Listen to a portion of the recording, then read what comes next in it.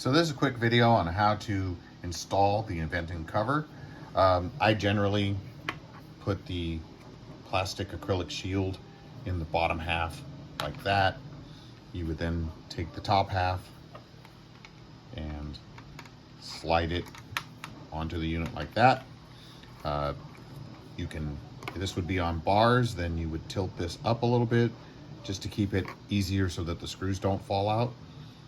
You would then take the shield, line it up with the little tracks in there. Once you slide it on, it should fit relatively snug. You then take the screws, put it in the hole, start one, do about 5 to 7 turns. Don't over tighten it because you're not done yet. Then take the other screw and place that in the hole and turn that.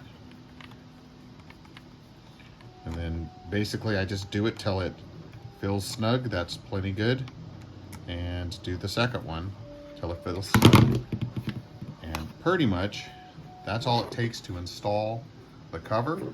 As you can see, there's an access hole port for your charging USB. There's also location so you can still see your tag. It's all covered at the top here. But that is the installation process for the Aventon BC280. Thanks for watching. Oh, one more thing. Use a hand screwdriver. Do not use a corded screwdriver. You could strip out the screws.